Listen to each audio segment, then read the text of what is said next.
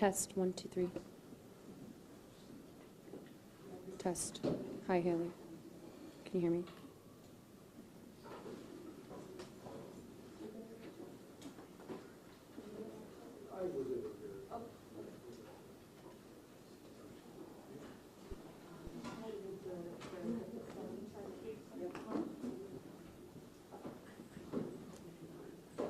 One, two, three. Hi. Hi. 1, 2, 3.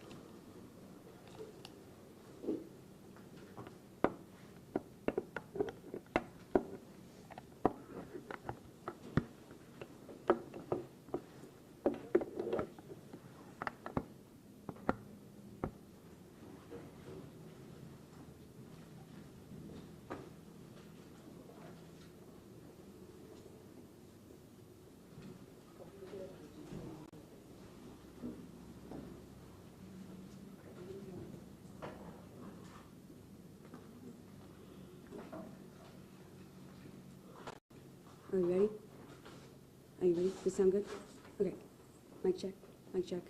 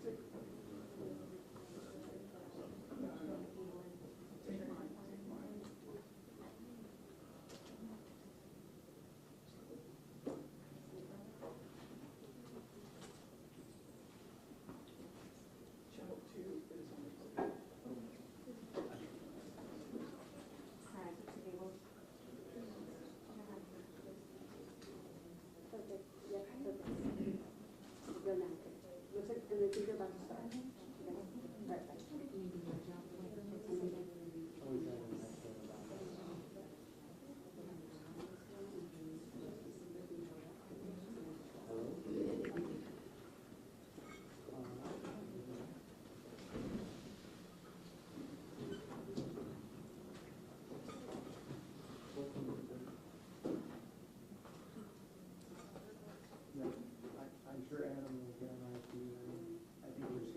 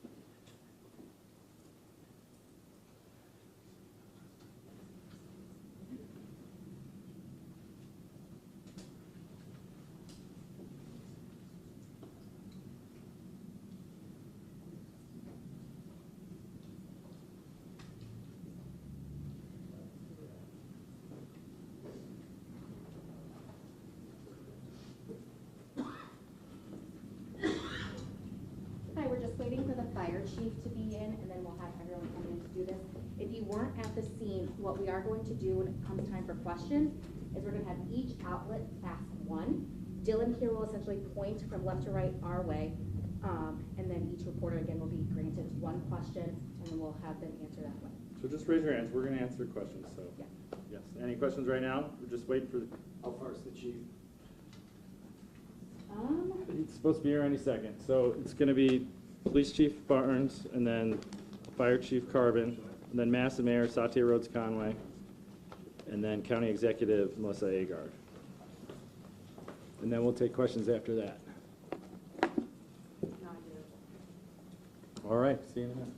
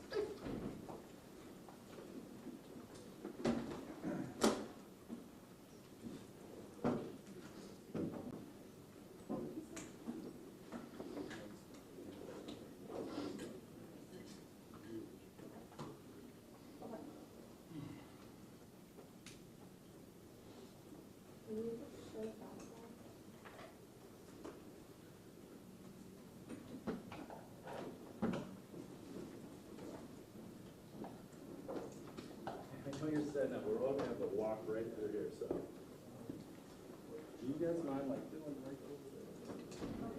We can have a little bit of a...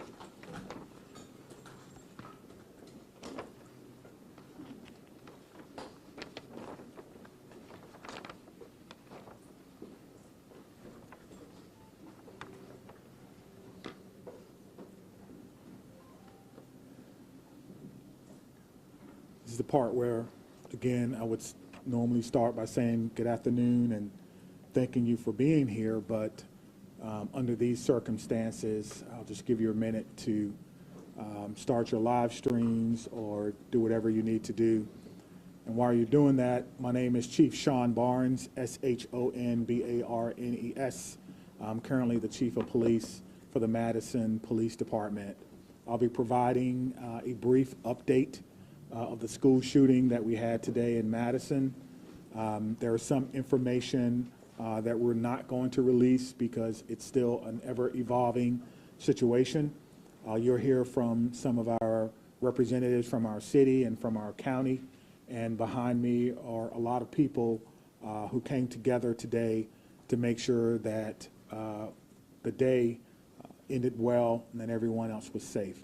So with that being said, I'll go ahead and start my remarks. Today truly is a sad day for Madison and for our country. It is a day that I believe will live in our collective minds for a very, very long time. Here are the details. Today at 10:57 a.m., our team was called to the Abundant Life Christian School in reference to an active shooter. We know that 3 people are dead, including the suspect shooter. We know that the suspect shooter was a teenage student who attended the school.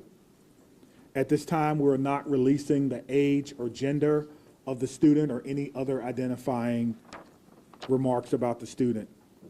2 other people have died that died were a teacher and a teenage student.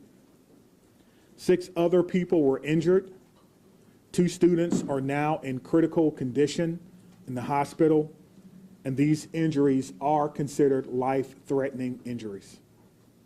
4 students are also at other area hospitals with non-life-threatening injuries. But these are just the physical injuries that we know about. We know that this was the middle of the day of a school day, and so there will be other injuries that we'll have to face for a very, very long time.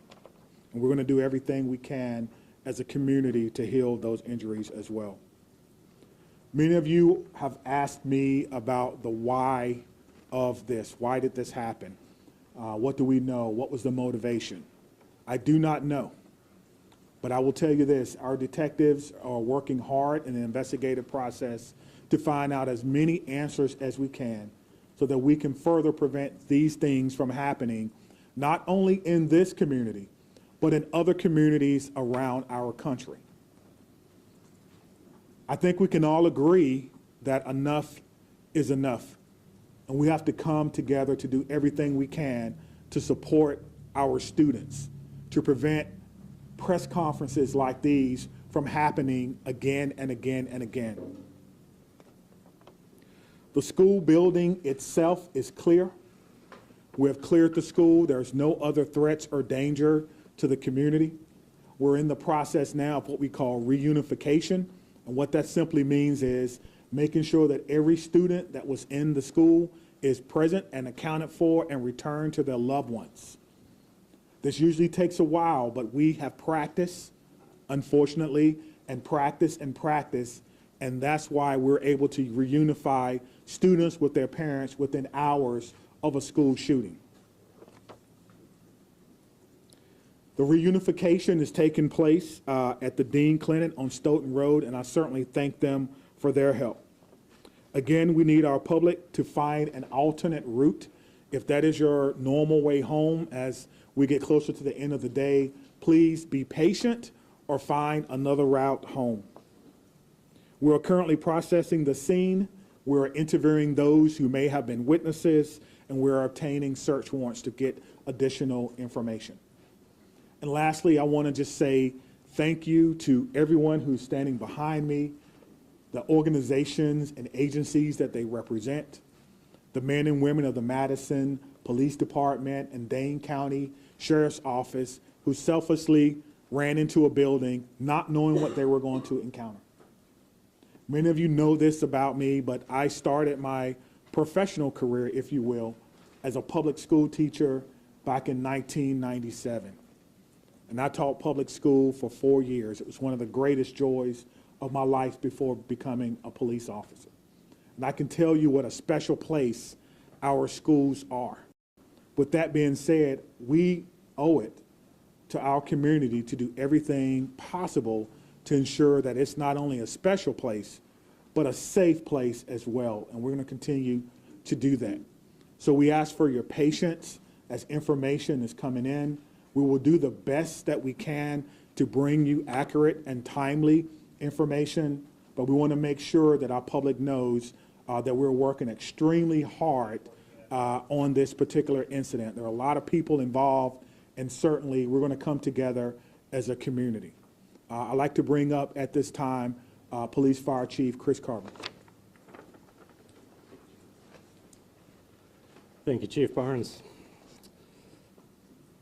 Before I start, the only thing I can say is this is not a place that any fire chief or any one of us would ever want to be, and I can't believe I'm standing here today talking about this incident. The fire department is a part of this community, much like all of the folks standing up here with me today. Our hearts are with and our arms are around everybody impacted today and everybody within our community. With that, I won't repeat the details shared by Chief Barnes, but I will share with you the fire department activity for today. Much like Chief Barnes mentioned, at 10:57, we were also dispatched with Engine 5 and Medic 5 to the same location. Throughout the course of the incident, we responded with 5 engine companies, 4 ladder companies, 15 ambulances. I would like to take a moment and share our gratitude for our county partners throughout a multitude of EMS and fire agencies that joined us in the response today. We also had 11 off-duty chief officers that came in on this response, so it was a tremendous response from the fire department. We transported 4 patients to St. Mary's. We transported 3 patients to the University of Wisconsin hospitals. On the arrival of our crews, I can say my gratitude to our membership for what they did and their selfless actions today. It's hard for me to place into words what they ran into as well. They did that immediately, they did that selflessly, and within a course of 15 minutes, from the first transport to the last transport, all the patients were on their way to the hospital. So to our membership within the Madison Fire Department and within all the emergency services, my gratitude, my recognition of the work that goes into this, the training that went into this, that again, we had hoped we would never have to put into practice. One more time on behalf of the Madison Fire Department, our hearts are with you, our arms are around you, and we will be with you throughout the duration of this.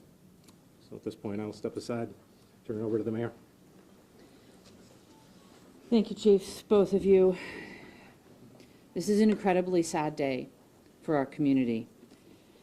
As you've heard, there is no danger to the community at this time, but our entire community has been impacted by this tragic incident.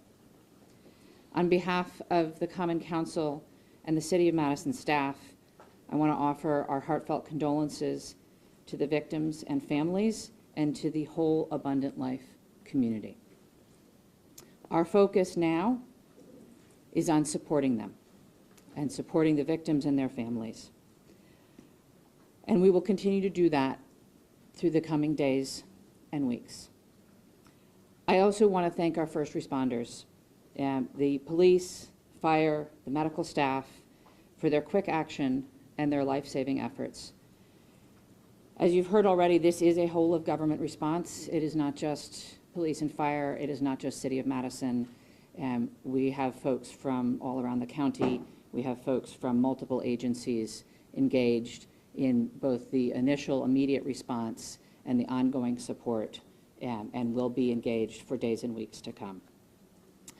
I also want to thank the White House and the governor and others in the federal government and state government for reaching out to offer their support and help. We will be drawing on resources as needed going forward. But the most important thing right now is to make sure that we are centering the victims and their families, and that we are doing whatever we can to support them and to help them heal, and to lift our entire community up through this difficult incident. I am on record that I think we need to do better in our country and our community to prevent gun violence. And I hoped that this day would never come in Madison. It is not something that any mayor, any fire chief, any police chief, any person in public office ever wants to have to deal with. And so I will ask our entire community and our entire country to do whatever we can to make sure that no public official ever has to stand in this position again. And now I'll invite the county executive to the podium. Good afternoon, everyone. Today, our community is reeling from the heartbreaking and senseless tragedies at Abundant Life Christian School in Madison. As a mom who received a text from her son at a high school here in the city of Madison wondering if he was safe, I can tell you, this hits you in the gut. Our community is better than this. Our country is better than this. Cannot continue. My heart goes out to the victims and their families and the students and the educators, and the list goes on and on. Every one of us is affected by this unimaginable and unacceptable violence that has hit our community today. School community.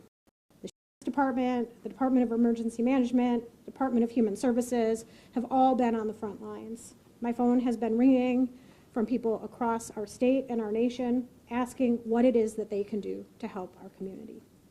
And right now, it is our time to be committed to supporting this school, these students, and these families, and our first responders who went into that building during this devastating time. We must work closely with our law enforcement officers and first responders, mental health professionals, community leaders, and policymakers to ensure that we are taking care of one another. No community should ever have to endure such a tragedy. And my administration is going to do everything that it can to provide assistance to those who have experienced this devastating loss, and also do everything that we can to prevent such tragedy from occurring. To all of those who are grieving in our community, please know that you're not alone. Dane County stands with you. We're here to support you in any way possible. Please reach out and ask for help. The governor's office, as well as the mayor's office, and I will continue to update the public as we learn more. But please understand, there are many things that we cannot share with you right now. This is an active investigation. This is an active case. The SSM Health Clinic near the intersection of Buckeye Road and Stoughton Road is the reunification center. I know that that has been out, but we need to make sure that folks know where it is that they can go to be reunited with their children. Again, in the coming days, we are going to make sure that we are supporting those that have been most impacted by this. But folks, reach out, ask for help. This does not need to be the reality of our community. Thank you. All right, we'll start over here with questions. Just raise your Can you hands. tell us, how did this unfold? Can you give us a bit of a timeline, how your officers got into the building? Sure. We received a call at approximately 10:57 a.m. Someone from the school called 911 to report that there was an active shooter. That means something different to us, obviously. There's different protocols that go out, tone alerts even, so that even if officers are busy doing other things, they respond. One of the things that I do want to note is that our training center is about 3 miles from there. We have special event team medics, those that work with the fire department, responded to this particular scene from their training day. So what began as a training day became an actual day. And so that's how this call originally came up. Nicholas, did you have a question? What can you tell us, if anything, more about this shooter and what their motivations were, or have you made contact with their family members? Anything updated on that? Sure, there's nothing new that I can tell you about the shooter at this time. Again, as difficult as today is, that's still someone's child that's gone. That's still someone that has to deal with what happened today. And so we want to make sure that we can ensure as much cooperation as we can. You asked me about why, as I stated before. I don't know why, and I felt like if we did know why, we could stop these things from happening. But what I will tell you is, as soon as we are done with the investigation, any information that we uncover that will not compromise the safety of anyone involved or compromise the confidentiality of any of these children that are involved, we'll tell you. I just ask for your patience. All right, over there, sorry, go right ahead. Chief, what kind of gun was used today? We know it was a handgun. We know a handgun was recovered. All right, sit down right there. Was the shooting confined to one classroom, or did it spread out throughout multiple? We know it was confined to one space. I do not know if it was a classroom or a hallway. One of the things that we've gotten very good at, certainly different from in my day, is that if you do not need to be in a crime scene, you do not need to go to a crime scene. And so the crime scene and those persons who were involved, they have that crime scene locked down. I did not go or enter into that crime scene. But if you can imagine, most schools, the students go together, but they are segregated. So on each different floor, in each different group. And so there's no evidence that anyone else was injured that was not in the age group. Danielle? What can you say at this time about how school staff responded when the shooting started? I cannot speak to how the school staff responded. You know, we did have injuries, but it could have always, of course, had additional injuries. I do not know what the school's protocols are. Again, this is a private Christian school. I know that we have a very good rapport with MMSD, Madison Metropolitan Schools, public schools. So we have done trainings for them before, but I would assume that most of the teachers have the same or some similar type of training as a part of their certification. There's conflicting reports online about how many students are enrolled at the school. Can you confirm approximately how many students attend the school? I do not know how many students attend the school, but their website says that they serve about 200 families. Right in the back, white. What kind of support systems are going to be made available to people who are affected by this attack? That's a good question. As you heard from our mayor and our county exec, we have services within our government that will be made available to them. I have a lot of confidence that they're going to follow through on that, and we'll make sure that that persons who need to. Do you guys want to speak to that? So, Dane County Human Services, as well as the Red Cross and other consolidated agencies, are already on scene. And we will continue to be on scene, and those resources will be bolstered. Again, please reach out. You are not alone. We are going to navigate this together, and there are people who are affected by this trauma who are not in the reunification center or at the school. We need folks to be reaching out because we do have resources available. Did you know if Abundant Christian Life School, did they have a school resource officer employed? It's not my knowledge that they had a school resource officer. That if they did, it would be a police officer, and I know where they all are, and they're not in the schools right now. 50 in the back there. So in terms of witnesses that you mentioned about investigation, what is that looking like, and how many Sure. witnesses are you guys speaking of? Sure. So the detectives will talk to anyone who may have seen this particular event unfold, anyone that may have been unfortunate to hear something. They will be talking to them. It's my understanding that that's in process now, and everyone is cooperating fully. That will give us an idea of not only what unfolded, but it could answer the question to motivation, because again, the students who unfortunately had to witness this. But that's not something that we want to rush. We're not going to interrogate students. We're going to give them an opportunity to come in and speak to what they may have saw when they feel ready, which is why some of these questions can't be answered right now. All right, Spectrum Road. How do you reassure the community that it's still okay to go back to school? I mean, everybody's got kids, and I think, maybe it happened at this school, but there's everybody that's got a kid anywhere, right? This in Dane County, it's gonna be hard. Yeah, I think you're asking me, how can I say 100% that no child will ever be harmed in school? I can't. No police chief can. But all I can tell you is that we have systems in place so that if something happens, we can respond like we did today. I can tell you that our mayor and our county exec has committed resources to not only public health, but also mental health. I can tell you that every teacher that I've ever had contact with at MMSD cares deeply about their students. Every staff member, I talk to staff members all the time, who tell me things that are going on in the schools and want to do whatever they can, even if it's under anonymity, to let me know that they want to have a safe school. So my reassurance to the public is that if you see something, say something. If you know someone who may be going through a difficult time, please reach out to someone. And I think what I can do is make sure that our police department is transparent and open and honest and inviting for people to call and give information. I think MMSD does an excellent job of that, and the same thing can be said for any other private school. If you want to give information or you need someone to talk to, I can promise you we'll have someone there to get that information. All right, then? Understanding that this is a private school you may not be as familiar with, what can you tell us about some of the physical measures that are in place at this school, whether it's metal detectors, secure entryway, cameras, et cetera? Yeah, that's a good question. I've never been in this school, unfortunately. I'm not aware that there were metal detectors in the school. That's something that we can certainly look at. Most schools have some form of surveillance or public space cameras, but that will be, of course, part of the investigation process. Scott? Chief, can you clarify, you said 7 were injured, but 6 were hospitalized. Does that mean one's been treated at least? And secondly, is the shooter's family cooperating with the investigation? Yeah, so it's 2 questions, but let me try to handle the first one. So I'm trying to go back to my notes.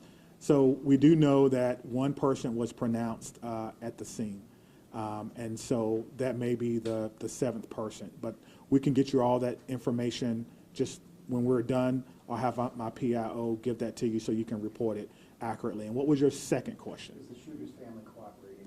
At this time, yes. So you have made contact with the shooter's family? We have. And what were the steps to do that? It's through the investigative process. Okay. Laura? Is the shooter's home being searched? We've got some information about that is ongoing. Yes, obviously, once we have identified, we have initiated a search, but we think that search is either ongoing now or that search may be concluded. Of course, it's about safety. That's the first thing, making sure that people are safe, and then we'll go from there. This has been, this has been an amazing day for everyone. And so if you have someone who is deceased, who may have been a shooter, you want to make sure that their family is okay. You don't know. And so that is what we're doing right now. It is about the safety of everyone. This is going to be a long day for the Madison Police Department. We just want some of your patience. Are you aware, had the school had any prior threats? And then just, jumping off of that, do you know if the shooter had any prior contact with law enforcement? We do not know that the shooter had any prior contact with law enforcement, but I did do a check of the school. There were some calls, but they were like 911 hang-ups, things of that nature. There was nothing that suggested that the school was a place that violence would occur. Chief, I know that you mentioned that the shooter died of a self-inflicted gun wound. Did that happen before officers arrived at the school or when the shooter saw officers coming into the school? Yeah, so let me say that the cause and manner in which the shooter died will be determined by the inmate. But what I can tell you is the shooter was dead upon our arrival, police department arrival, and no officers fired their weapons. Okay? Lucas? What are these search warrants you're executing, or are they at the residence on like a device the shooter had? What do you, I'm sorry. The extent of the search warrants. Yeah, so the extent of the search warrant is to be able to go in a place that we don't have permission to be in and make sure that everyone is okay. And then if there's any evidence that we think we need to collect, we could only do that with the use of a search warrant. And so, again, we have to determine if there is evidence that we will need. Everyone wants to know what led up to this. Are there any additional threats to public safety? Is this person or was this person by themselves? There are a lot of questions that we want to answer, but we have to answer the safety questions first, and then we'll move on to some of the more investigatory questions. Are you in possession of any of the shooter's devices? I am not, no. Catherine? I'm wondering about metal detectors. You mentioned in the first meeting that you were not a fan, and that this school probably doesn't have them. And do you know other schools that do? Do you think that that's something we should start talking about, metal detectors in schools? I guess the question is, would you want your child to go to a school with or without metal detectors? I can't answer that. I can't. Right now, in a school Yeah, without them. yeah, absolutely. So the idea is to create the safest environment that we can without metal detectors. That is my answer. In the back there? Chief, this was a shooting at a Christian school right before the Christmas holiday. Can you address the impact of that? And is the Christmas holiday at all, in your belief, related to as a motivation for the shooting? Yeah, so to the question of motivation, we don't know why, but to the question of so close to Christmas, we have a lot of people going to be impacted. If it's a Christian school, then obviously our holidays, our Christian holidays are very important to the students, very important. It's a time for family. Students probably getting ready to go out on break, and now the break will be a little less about celebrating Christmas than more about celebrating perhaps friends and loved ones and staff members who perhaps lost their life. That's why I'm asking everyone to, of course, keep Abundant Life Christian School in your thoughts and in your prayers, and we'll get a couple more, okay? Okay, real quick, Phoebe. So it's a private school that takes public money through the voucher system. So what has this revealed about maybe gaps in security or training for staff? Is that something you're thinking about whether schools that are private that take public money need to be, kind of on par with public schools when it comes to safety? Well, what I'm telling you is that in 1997, I began my professional career as a public school teacher. I taught history for 4 years before becoming a police officer. So I did not get far enough to take courses in administration and budgeting of schools. I don't know what governs private schools, if they receive money, where that comes from. That would probably be a question that you would probably need to ask someone who's more intimately involved in the school system and what their requirements are if they do receive that. But you could probably compare what has happened or what goes on, their security measures, with the security measures of any school in MMSD, and then that may give you your answer. That's a very... Just one very quick follow-up. As you know, there has been some criticism to other law departments in their response to these school shooting incidents, particularly in Uvalde. How did that inform your game plan today, and how quickly were your officers able to get into the school? What were they told to do? Sure. We train on this, as I spoke about earlier. When officers arrive on the scene, they immediately go in, which we did in this case. Stop the threat, stop the killing, find the killer. That's how we train. And that's exactly what we did today. There's no waiting. There's no coordination of who's in charge. Everyone knows exactly what to do. I spoke about this earlier. We train on this constantly. Our commanders, including the fire chief and I, was in a commander's training less than 2 weeks ago, going over this exact same scenario for another fictional location. And so all of that came into play today, and our officers performed extremely well based on their training and based on the expectations that they know exactly what to do. Stop the threat, stop the killing, find the threat. All right, I promise to follow up. Can we just do one more? Well, hold on, right here. Thank you, all. Yeah. I think the questions have been asked, and we're straying a little far from what's most important at this point in time, and that is the victims and their families. I have 3 things to add. First of all, there is a lot that our community can and will do in the coming days to support the victims and their families, and we will have more information at future briefings. If anyone, and I would urge you all to include this in your stories, if anyone needs mental health support as a result of this incident and the coverage of it, I encourage them to reach out to 988 by phone or text and to get the mental health support that they need. It is incredibly important that we take care of our community in this very difficult time. We all have a role in preventing gun violence. Our entire community needs to be part of the solution here. There are many things that we can do, and we can have those conversations in coming days. But first and foremost, what needs to be the priority for all of us is supporting our young people. And that is where our community's attention needs to turn at this point in time. The police department, the fire department, the city, the county will share additional information about the investigation as it becomes available. But I urge you all to help our community find resources to support their mental health and to find resources to support the victims and families at this time. Thank you all. Where can people go to see your updates? What can you tell them? It'll be on cityofmadison.com. Me, Stephanie, and Cynthia will stick around and answer any other questions, but that's all. Let me say just before I go, because the mayor mentioned that this was a whole of government response. It certainly was, and there's so many people that we want to thank. We cannot thank everyone, but it's also a whole of law enforcement response. Even though we are in different agencies, we all have the same training. And so I want to thank our partners with the FBI who are here with me today, partners with the ATF, Dane County Emergency Management. Of course, we already talked about our fire department. We've got calls from the Attorney General of the United States, Wisconsin State Patrol, our governor's office, State Patrol, Monona, as well as our sheriff's office. I know I may have left someone out, but thank you for how you responded, professionally, quickly, and according to the way that we all trained, and it all came together to ensure that no other persons were hurt. Thank you. Chief, could you just say what time you guys made entry? We just want to nail that detail down. 10:57. But That's the time you made Oh, entry. is right in 1 minute? We'll work on getting that, so our next, How long does it take should they arrive to the city to be raised back? They receive the call at 10:57.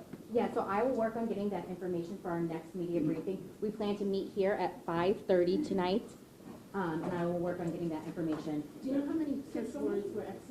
I don't have that information. I can see if detectives are able to share that number later. Okay, and also have they checked his social media at all? to see That if is something that is routine in any investigation. We'll look at any online information. They want to take you right now. Today at 5. Yeah, today at 5:30. Can someone confirm how many? Where are you from? So in situations like this,